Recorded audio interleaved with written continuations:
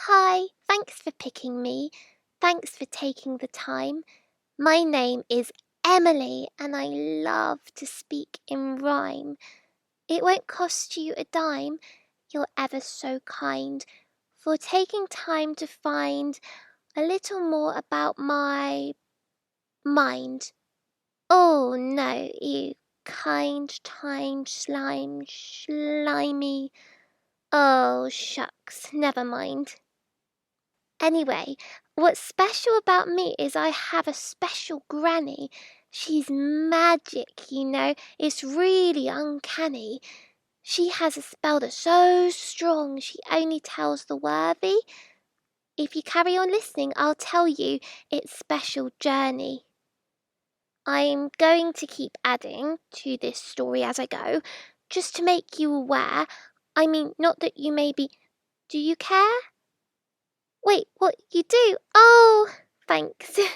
You're so cool. Shall we be friends? Oh, it's time for school. It's my first day at new school, St. Mary's it's named. We moved a few times, but all schools are the same. Line up, register, present Miss so-and-so. Here are the toilets, just ask us where to go. But this time is different.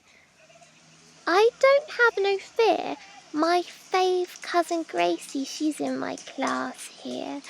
So eager for playtime, my heart was beating. Clock ticked on by, there was no time for eating. Ring, ring, time to play. Let's go, Gracie, I said. But I don't think she heard me as she went on ahead. I went and I followed her, but she ran away.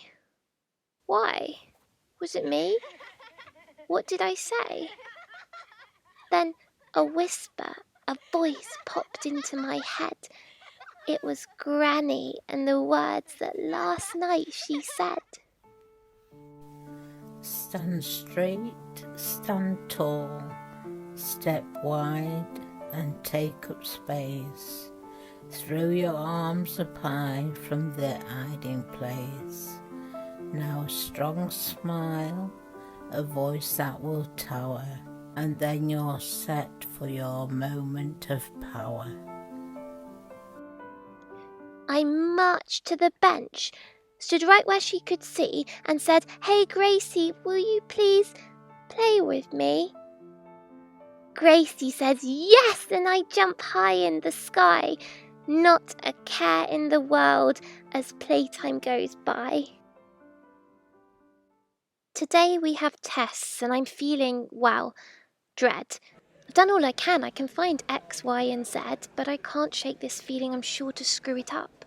And the difference from my friends is I do give a real concern about my studies. I want to be a lawyer or a member of parliament, not follow down the path that my mother was sent. I don't think that's too much for a modern girl to ask, not an impossible mission or an unachievable task. Although I don't really see a lot of women in charge, but maybe I could change that if I work really hard. I get back to class and I head to our table, but Sammy looked at me like I wasn't able to push our desks to the side because they were too heavy. He said, "That's not a job for a girl, go steady. You'll drop it and hurt yourself with your weak little arms." Now I know maybe he's just using his charm, but I don't accept I am weak as a flower, because I have Granny's spell for my special power. Stand straight, stand tall, step wide and take up space. Throw your arms up high from their hiding place. Now a strong smile, a voice that will tower, and then you're set for your moment of power. "I am perfectly able, thank you," I said to Sammy, though my heart was beating and my hands were quite clammy, and I felt quite embarrassed, but I didn't say so, because it happens a lot, so I need to let it go.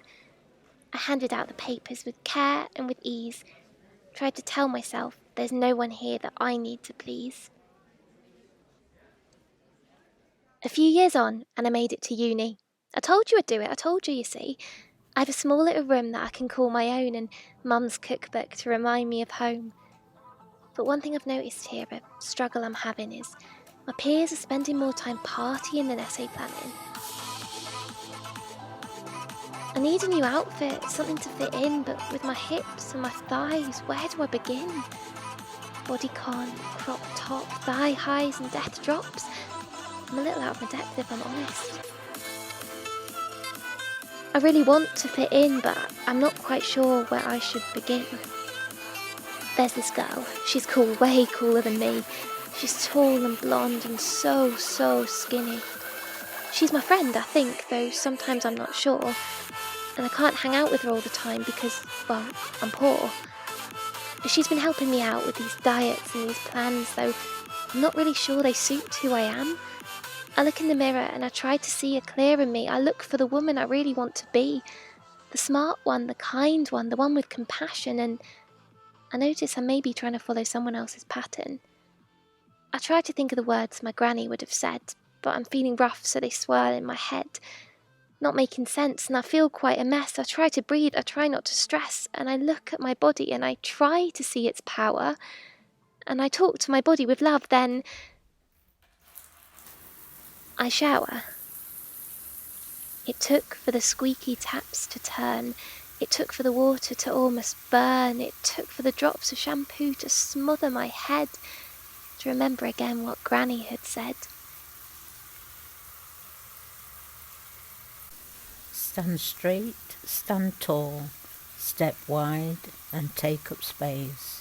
Throw your arms up high from their hiding place. Now a strong smile, a voice that will tower, and then you're set for your moment of power. I'm now a woman, whatever that means. I'm a lawyer, successful, achieving my dreams. Except everyone asks when I'll settle down. They want to hear kids are part of the plan. They'll replace me as soon as I become a mum, and it's not that I don't want to, it's just I'm not done with my dreams. With my dreams. I feel older and older, like my body is a ticking time machine that only goes forwards. Paid a fraction as well as all of the male time machines that do not have a use-by date. An hourglass with the sand running thin, running out. Which is strange because I want this to be the beginning of me, of my journey, of my future. And I find rhyming harder in my 30s, in my 40s, in my 50s. I find it harder to ignore the little things. I find they affect me more. But under my breath I still try to sing. Granny's words, especially when life is hard. Stand straight, stand tall, step wide and take up space. Which is hard when people put you back in your place. Throw your arms up high from their hiding place. Which is difficult when you want to hide your face. Now a strong smile, a voice that will tower. Will I ever be heard? Do I have to shout louder? And then you're set for your moment of power. Moment of power. Moment of power. I wish it was more than a moment of power. I must make it more than a moment of power. Thanks for picking me. Thanks for taking the time. I've aged a lot, but I still love to speak in rhyme. I'm older this time, and wiser and tired. Thanks for listening to find more about me in my mind. I'd love to tell young girls it'll be all right, but the world keeps changing and there's still a fight to be heard as a woman, to be taken seriously, to feel safe, to feel seen, to have the freedom to be. From walking home late to being alone, to holding your car keys, pretending to be on your phone, to navigating the dangers hour by hour, to holding your breath when they say, stand in your power. It's harder than stories, it's harder than rhymes, it doesn't tie up neatly half the time. But when I see my granddaughter, I hold her tight. I tell her this instead of, it'll be all right. Stand straight, stand tall, step wide and take up space. Throw your arms up high from their hiding place. Now a strong smile, a voice that will tower, and then you're ready to stand in your power. I think I like rhymes because they feel complete. They tie up everything pretty and neat. As a girl I was told to be cutesy and sweet, so rhyming became the correct way to speak. And I wish in a way that's how the world could be. An easier world for you and me, where everything is finished so simply. That's not the world you know, nor the world for me. But regardless, take up space, allow yourself to be seen. Use a voice that will tower, don't stop till they hear. And one day they will listen. You'll be heard loud and clear.